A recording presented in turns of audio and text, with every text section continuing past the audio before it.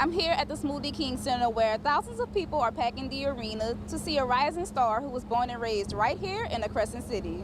Halloween is just 2 weeks away, and if you're searching for the perfect jack-o'-lantern to carve into with your family, the crew here at Mrs. Heather's Pumpkin Patch has you covered. I'm a cream cheese girl. I like cream cheese in my king cake.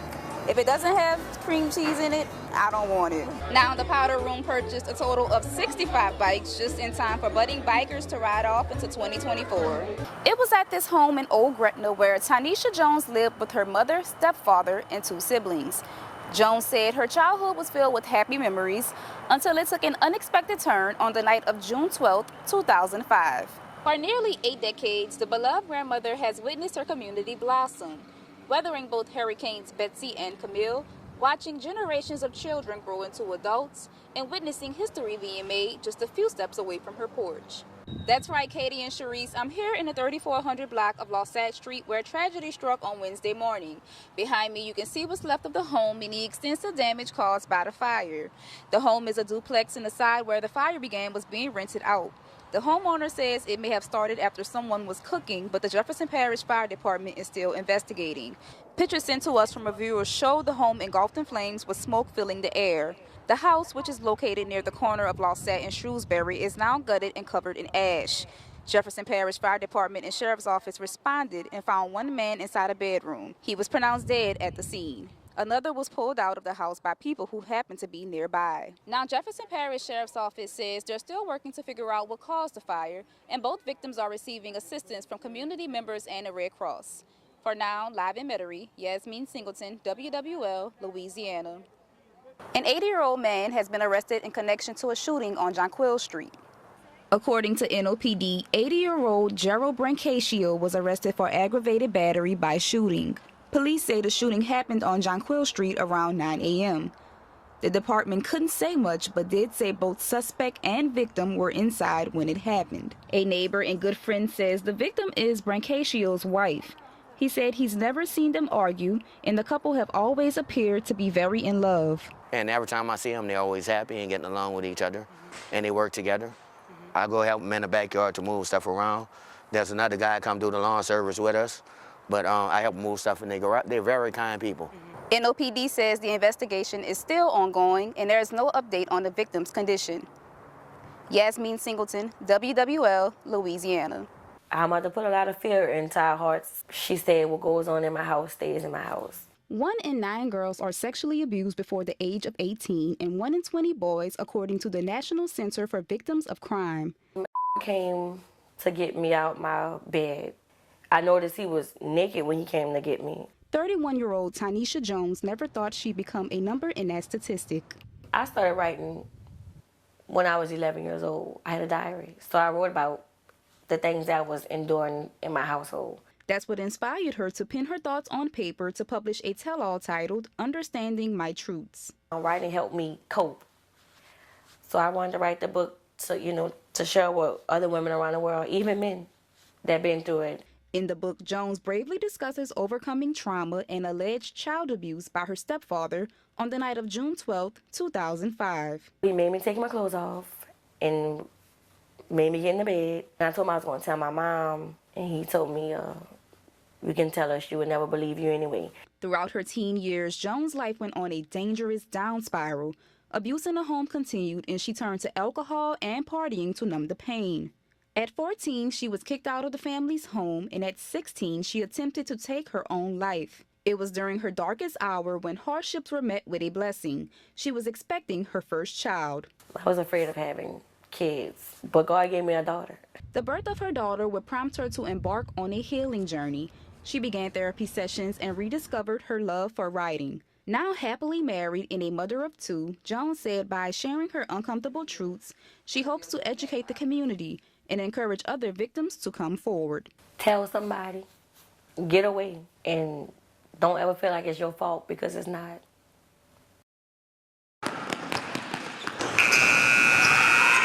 It all started 10 years ago on a Dillard University's basketball court. It makes me happy. I mean, there's nothing like being on the basketball court. It makes everything else in the outside world go away. A then 5-year-old Shakai Desdunes picked up a basketball for the first time. leaving with dreams for the WNBA. I'm pretty sure I cried at practice. I just knew I was frustrated and I wanted to get better because I wanted to be as good as everybody else was and better than them. Over the next decade, her parents vowed to pour everything they have into their daughter's passion. Her dad, Christopher Desdunes, shared the moment he discovered his daughter's love for the sport. From the first day, I mean, she cried and everything just because she couldn't get a drill right or something. That let me know she was kind of passionate already to just be good. Christopher will go on to coach Shakai throughout middle school. Now, that little girl with big hoop dreams is a sophomore dominating courts with her teammates at John Curtis High School. She's played against some of the best ballers in the country, and in 2023, she was named the district's MVP. Last summer, she received an opportunity of a lifetime, training at Lakers legend Kobe Bryant's Mamba Academy. Her dad reflected on getting the news on that fateful day in 2020.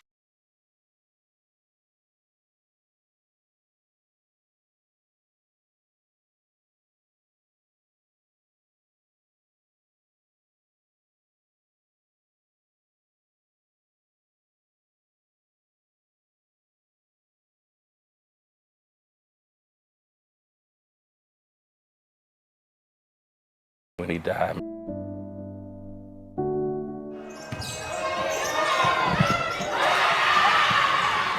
There's no doubt the young baller's future is promising. Although only a sophomore, she's already been recognized by several universities. And whether it's on or off the court, Shakai says when it comes to dreams and aspirations, shooters will shoot. I want to start my own business and maybe even go into real estate. Also, maybe being a model or designing my own clothes. In River Ridge, Yasmeen Singleton, WWL, Louisiana.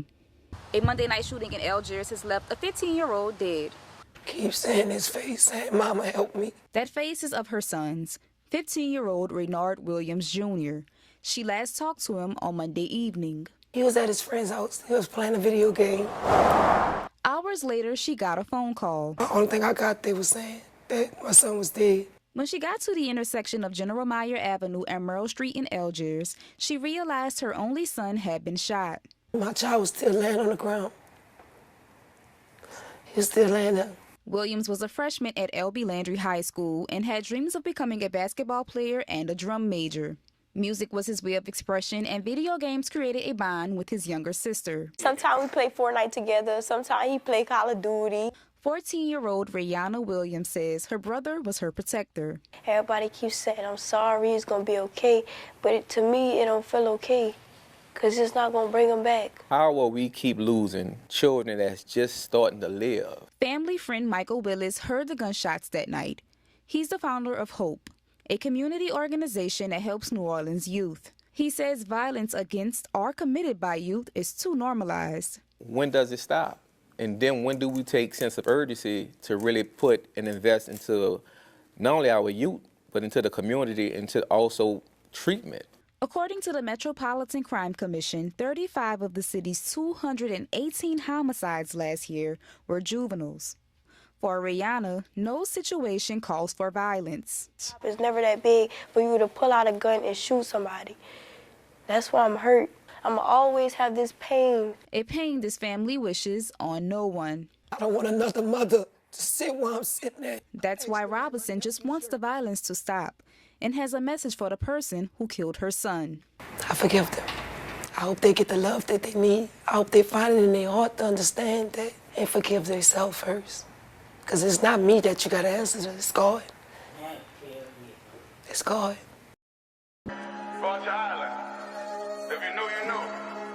New Orleans is back. After Hurricane Katrina, you probably would think that New Orleans wouldn't blow back up.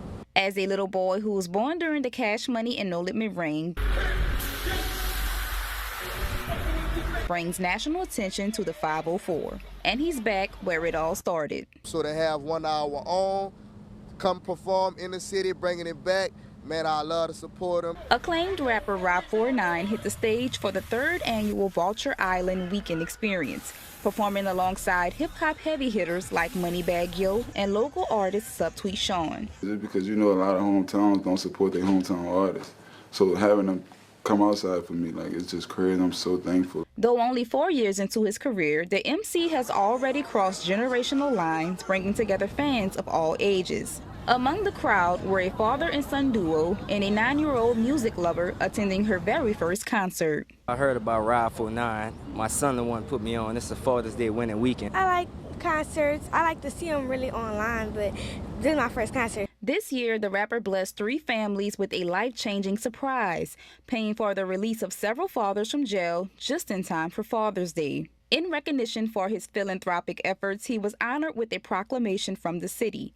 A full-circle moment for the artist who grew up 5 minutes away from the arena in the Iberville housing development. Okay, you did your stuff in your neighborhood, you got big, but now it's an influence to the world. Giving back to the community, I'm the one who really doing this. Like, even going back in New Orleans, walking the streets in New Orleans, I'm the one really doing this. Rap 49's rise to fame is a powerful reminder of the vibrant talent emerging from New Orleans. Before hitting the road to perform at the next sold-out arena, there's one last stop the NOLA native has to make. I gotta go to Kids. I gotta get the low man, I gotta get the shrimp fried rice, I gotta get the chicken, I gotta get the everything. In New Orleans, Yasmeen Singleton, WWL, Louisiana.